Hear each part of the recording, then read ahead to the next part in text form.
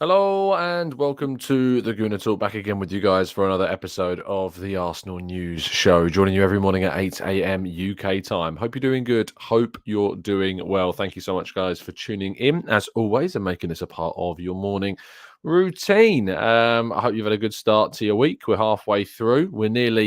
I say nearly at the weekend. I always feel like Wednesday helps us close in. Once you've kind of got through today, you got you got Thursday and then it's Friday, which is basically a weekend day because your whole mindset is in the view of the football at the weekend, of course. And we'll be bringing you plenty of content leading up to the game against Brentford, including a preview. Got a couple of other shows to talk about as well. And of course, then it's the big one after that against Manchester City. But good morning to you guys in the chats. Abukan, good morning to you, to Blackshine, to Paul, to Tony. Good morning to Stevie and Jose and Matt G, Rich, Wilson, Dom Seif. We've got Robin.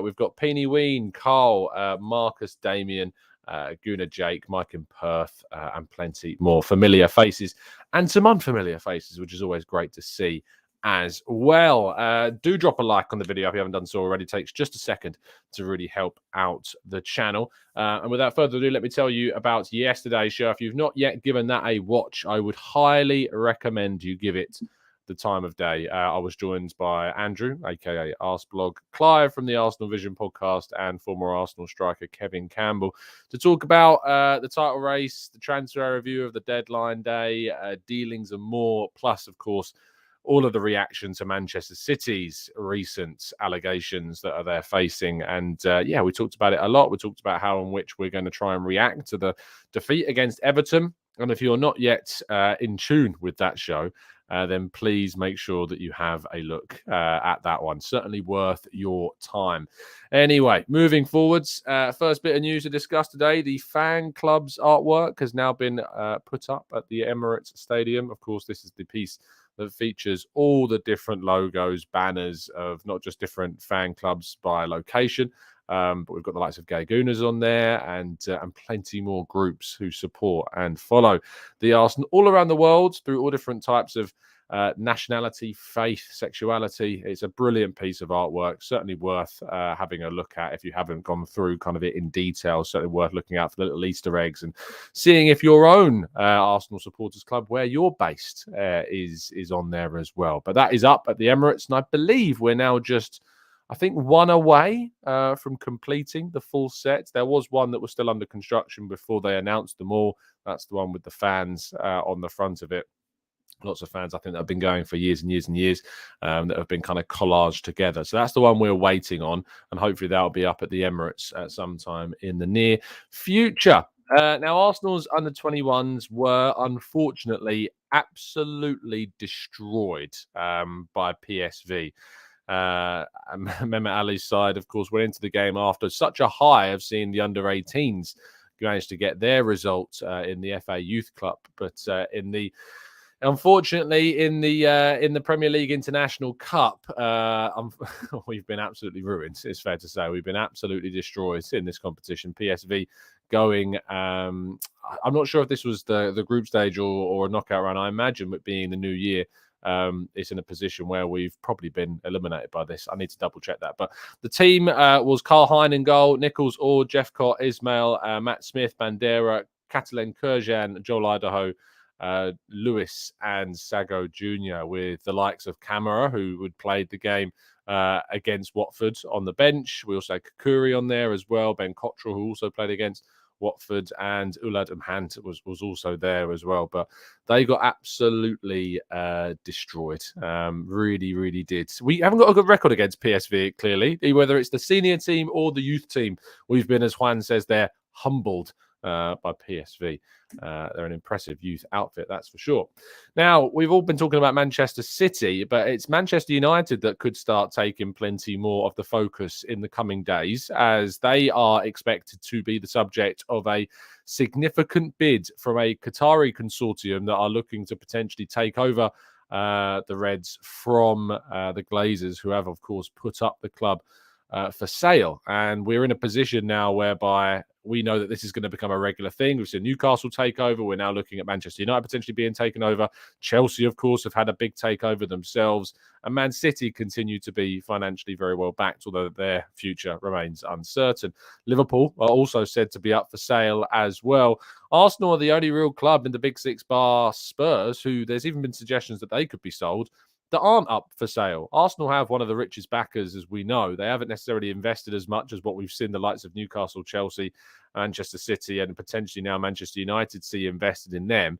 But it's about the way the club is run that I think is important. You know, buying everybody, buying all the best players, planning and smart movements in the market is what's got Arsenal to where they are. We've not had to rely on, you know, silly amounts like Todd Bowley. Yes, we've invested a significant amount over recent seasons, but we remain a club that has got a squad that's been constructed well below how much Man City's, Manchester United's, and I potentially think even Liverpool's as well. So it's about how you run your club, how you make the decisions, and just because you've got billions behind you doesn't necessarily mean it's going to guarantee you success. We know that Man United have spent silly amounts of money over the last decade since Sir Alex Ferguson left, and they've not managed to win themselves a title. So this is going to be a big threat. It is going to be a big talking point, especially potentially as more investment funds from around the world invest in Premier League teams. But it's something that Arsenal will have to face and have faced this season already, with Chelsea and City spending huge amounts of money throughout the last few years, and yet they remain top of the table. Moving forwards, and Arsenal's game against Everton has been rescheduled. This game is set to take place now on the 1st of March. It sandwiches games away to Leicester before we then play Everton and then face Bournemouth at home. This produces kind of a situation where now Arsenal are going to be playing a fair number of games between weeks. We've got Man City after the Brentford game midweek. We then play Villa. We have a week off, and then we play Leicester City at the King Power Stadium. And then, as I say, we've got that game against Everton that's now been rescheduled on the Wednesday, followed by Bournemouth on the Saturday. Then the Europa League round of 16 gets underway. We play that on Thursday, March 9th, and then we're away at Fulham at Craven Cottage on Sunday, the 12th of March. And then, of course, the next leg of the Europa League gets underway just a few days later on the 16th of March. We then play Crystal Palace at home on the 19th. We then have a bit of a break because it's the international break after that, and get back to things. But the next few weeks are going to be hectic. We've got 4 midweek games in the space of 5 weeks coming up. So it's going to get crazy. We're going to need to rotate. Arteta's going to need to plan and strategize to be ready to take on all of these different challenges and still give us the absolute best chance of winning all of those games. How the Europa League will affect us, we'll have to wait and see. But of course, next week is also going to be interesting because we've got either next week or the week after next, we've got the Manchester United-Barcelona game in the round of 32 Europa League fixtures. We'll also have the Europa League draw coming up in a couple of weeks' time, where we'll find out who indeed we will be playing in the Europa League. You can be sure that we'll be giving you updates on all of that and thoughts around our opponents when indeed that does come around. And our headline story of the day today is that Reims, the team that have signed Folarin Balogun on loan for this season, where he is doing exceptionally well. He has had an inquiry, or Arsenal have had an inquiry made to them about Folarin Balogun, about potentially signing him on a permanent deal. Arsenal rejected this, according to Mark Irwin, and have decided to make a decision on the player in the summer. There is plenty of interest from teams around Europe. We've seen both Milan clubs register their interest in Folarin Balogun, but of course Arsenal still certainly would be in a position to keep the player and convince him that Arsenal is the right place to be. But with Eddie Nketiah and Gabriel Jesus both ahead of him, it does make things quite tricky to work out how and where he fits in. But if we are going to sell him, you can be certain that the likes of Reims, I'm not sure they would be able to afford what Arsenal would be looking for on a permanent deal.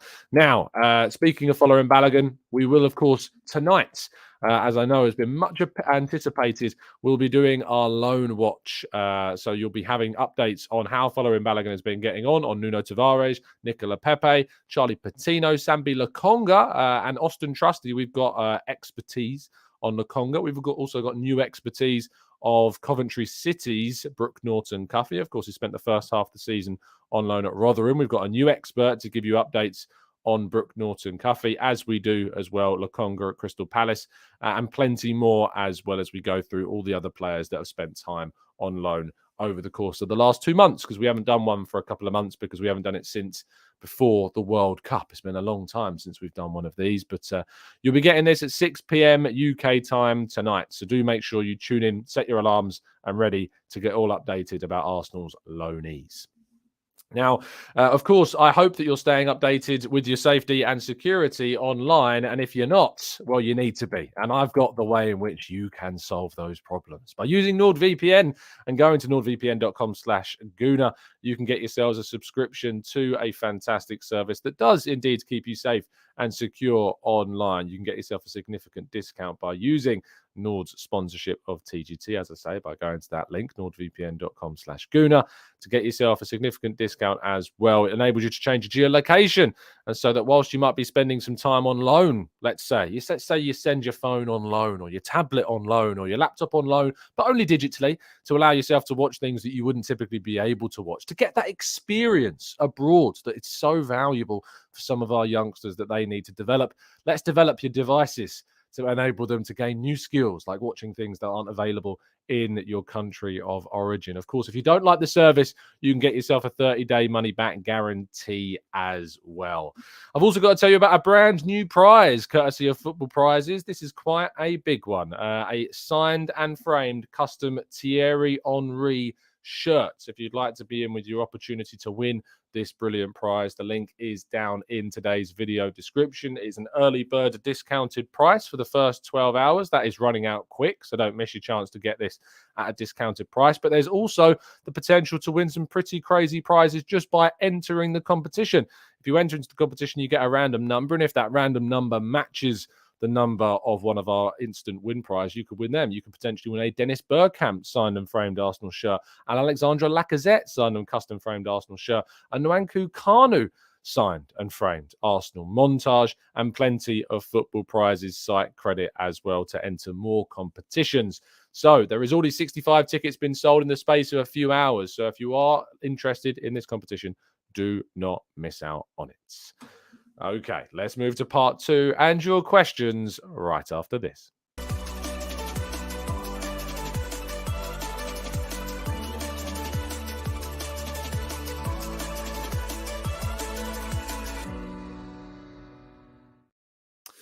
Okay, let's go to part 2. Aaron says, hey, Tom, I'm going to the Emirates on Saturday for the first time in 5 years. Any recommendations for places to go on match day? Yes, I do, to be fair. What I typically end up doing is going to either the 12 pins, or more recently, I've been going to the Tollington. Used to be the 12 pins. If you do go to the 12 pins, there is something that we like to call the Gooner Talk Pilgrimage. Now, this is a special journey. You have a pint, or however many you like, in the 12 pins. And then just round the corner from the 12 pins is a place called Roosters. Now, those that have been long-time listeners of the channel will know my good friend Ola, who's been on with me. Me and Ola do love our chicken wraps, and they do the best chicken wraps that you will ever have in Roosters. So I cannot recommend it highly enough. Make sure you check it out. But there's plenty more places around the stadium, around the area as well, that you should go and have a look to, and I'm sure you can get more recommendations from others as well. It's one of the curses, I suppose, of working the Arsenal games. Obviously, I'm not ever able to kind of immerse myself as much in the fan experience as much as I used to be able to. I arrive at the stadium a couple of hours before I usually would. And of course, I'm working, so there's no pints flowing, only maybe after the games. And that's so far not happened, because usually I'm working too late to enjoy myself. But yes, there's plenty of things to get involved in. Make sure that you do, and reach out to others for more recommendations as well. If I think of any during the show as well that come to me mind, I will say further ones. Jamie says, which 8 would you rather sign in the summer? Tielemans on a free, Sergej Milinkovic-Savic for 50 million, Caicedo for 80 million, or Bellingham for 120 million? Jude Bellingham. Without a shadow of a doubt, it'd be Jude Bellingham. If we're going to be winning the title this season, fingers crossed we are, or at least we're going to be considered established title challengers, Jude Bellingham is the player that we've got to add to this team. Absolutely. I don't think it will happen, but if you can, go and do it. Joshua says, Tom, selling Balogun would be short-sighted. In my honest opinion, we need an extra striker to cover the injury and loss of form. Any striker that we would try to sign would be quoted at around 100 million euros. 2 years, remember. Yes, Balogun does have those 2 years remaining on his contract. whether or not whether or not we're able to kind of garner that level of money for our own player remains to be seen. But you know, the way in which this moves forward with Arsenal is we're very rarely able to command those massive figures for players. I think our record sale is still Alex Iwobi, I'm pretty sure, at 38 odd million quid. We need to try and improve on that as best we can. Paul says new season tickets are 4 to 6% more expensive, but you get fewer games. Given the problems with touting, are the club ripping off season ticket holders and shafting individual ticket buyers? Now, this is a frustration for supporters with them being more expensive. What I would say is that this is kind of, unfortunately, you're not going to like this, but it's kind of how I understand why they're doing it in a sense, because, you know, the demand for tickets is that much more. And because Arsenal are doing so well, they are capitalizing on the fact that more people want to go. So they are gaining themselves more revenue. That is business. And I hate that we talk about football as a business, but it is. So whilst I understand why they are increasing the price of tickets, and you also have to remember that, you know, there is this inflation stuff going on. That said, I'm not sure it really should affect a football club with the billions of pounds that they have. The fewer games thing is a little bit of a frustration. I probably am not well versed enough in knowing the reasons behind really why they're doing it. I know Darren Arsenal on Twitter has done a good thread on it. If you want to find out more about this, you can go to that thread. It will show you up on his Twitter feed. But yeah, they're trying to curb the ticket touting. They're trying to curb the bots that are kind of stealing up all the tickets, then reselling them for massive figures. Apparently, I saw something around they've managed to block 100,000 bot accounts over the last couple of weeks or so, which is obviously good news. But ticket increases are never a good thing to start talking about. But I kind of get why they've done it. So there you go. Samia says, why did Ben stop using his left foot so often? Tommy's been doing that, and Tommy was much more effective against United and City than Ben has been in a few months. Maybe Tommy should start in the next game. Ben has been off it a little bit. You know, he came back from the World Cup fine, put in some really good performances. In the last few matches, it's kind of dipped for him. And that's what competition is there for. If we feel Tomiyasu can give us more, then I'm sure Mikel Arteta would start Tomiyasu in the next game over Ben White if he felt that it was the right decision. It's difficult to know whether or not that will happen or not. Of course, Tomiyasu did play against Manchester City in the FA Cup game. Hold on, did he? I'm pretty sure that he did. Yes, I'm sure he did. Yeah, because he had that mad shot, of course, that stung the gloves of Ortega. But I'm not sure whether or not we'll see a change. Arteta does tend to kind of pick his strongest team possible in every single fixture, especially in the Premier League. So I'd be surprised to see Tommy come in, but maybe I'm wrong. I was surprised to see him come in against Liverpool. That did surprise me. So there you go. Kun says, should Arteta consider dropping Ben White to the bench for this game? He's been a bit off. Maybe even Martinelli. I would probably drop Martinelli for Trossard, give Trossard a chance to start this fixture, and Martinelli come back in for the game against Man City. It's about rotation, keeping players fresh, giving them opportunities. But maybe, yeah, Tomiyasu and Trossard coming in wouldn't necessarily drop the quality at all. And it shows you the rotation that we've got available to us now. Nav says Roosters peri peri does bang, but Nando's is always better. I'm sorry, mate, and I am a big fan of Nando's, but Roosters is just by far the better option in London if you've not been there. Especially their lamb wraps as well are unreal. You can't really get lamb wraps in Nando's, but yeah, unbelievably good. Unbelievably good. Aditya says, what should be our focus for the Brentford game, apart from obviously winning?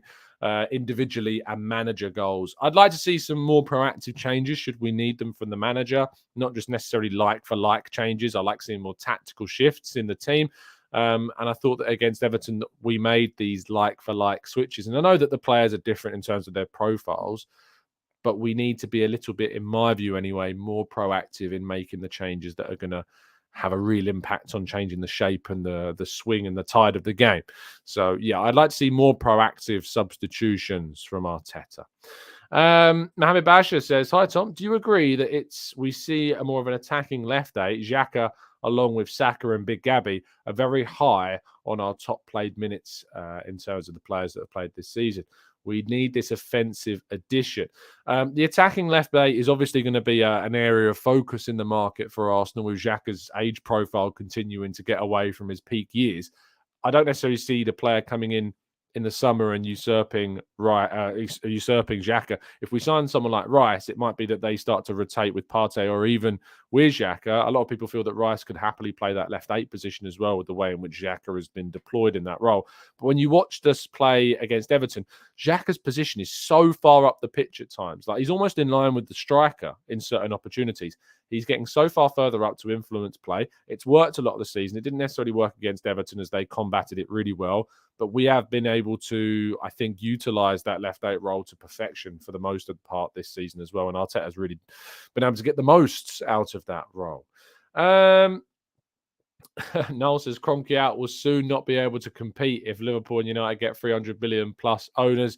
Again, we've got to rely, Noel, on FFP being there to restrict the spending of clubs that have these multi-billion pound owners. And we've got to rely on that, making it a fairer playing field. Now, it's unfortunately not really been able to do that. Maybe we see with this kind of the change that's happened at Man City and the thing that's going on all around Man City, that will change. And who knows what will happen with Chelsea and any kind of response to the spending that they've injected into the club in this past year. They've managed to overhaul a squad in the space of a year. So, yeah, it's very difficult to know.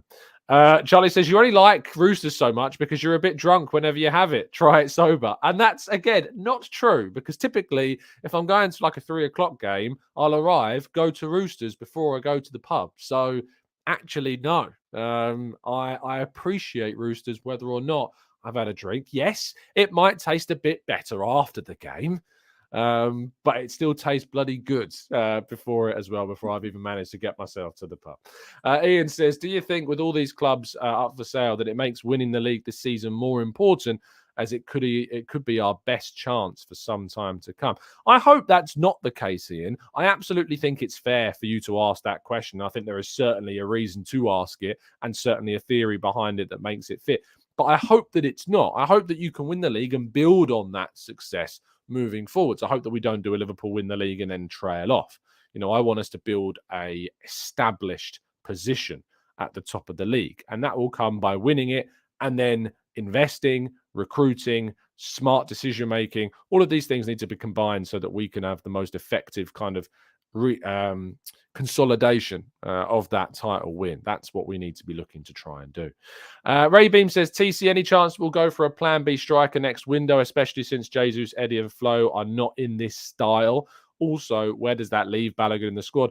I think it would have to take one of those 3 to leave for us to go in for that plan B style striker. I don't necessarily think that that's the way forward for us. I think that maybe if you've got an opportunity to sign a wide player that can give you some height and power, like Cody Gakpo has at Liverpool, that might be the way forwards. But I think Man United only signs Wout Weghorst because they didn't really have an opportunity to sign anyone else, and they needed to bring in a striker. Chelsea, of course, have got a couple of physical forwards. Like Havertz is pretty physical. Breuer, who's injured at the moment, is also pretty physical. So there is certainly options at some of the teams, but I kind of think that the way in which we play, it doesn't suit having that plan B style forwards in the box. It's just not the way that we operate or try and focus our attacking effects towards. It just doesn't really work. Jacob says, Daesh again, and thank you for the donation, mate. Daesh again in less than a month. Cheers. That'll keep me up at night. Well, hopefully it's a reason for us to then get revenge, Jacob, and it gives us an immediate response. We'll be fired up. We would not have forgotten what happened at Goodison Park, and hopefully we can get our revenge in that game at the Emirates. Louis says, hey, Tom, would love if you did some analysis on Martinelli's best games and who was playing left back for each of them. I feel as though when Zinchenko plays, he isn't at his best, as his support is less so than Tierney's. It's interesting because Tierney has actually been Tierney and Martinelli has been a combination that people have actually criticised in the past. And that actually Smith Rowe and Tierney is the best combination on the left-hand side in terms of the collaborativeness, that's a word, of the two players. Zinchenko supports the midfield. It's the system that doesn't necessarily support the wingers, because we've got two wingers that are pretty isolated and we rely on their ability to beat players and get the ball into the box and be direct to be our strengths. Whereas if you play with a Tierney or previously with a Hector Bellerin style fullback, you had the overlapping that enabled us to kind of give overloads in those wide areas. We don't play that style anywhere near as much. Instead, we work on like really kind of incisive build-up play in and around the box, trying to hit teams on the break or get those incisive passes going through the middle, or playing the little 1-2s around the 18 yards until we find the space and the opening to play a killer ball. We don't typically use the wide areas to overlap and create cutbacks. And when we do, we aren't the best in taking them. You think about the chance that Ødegaard had against Everton, blazed over the bar.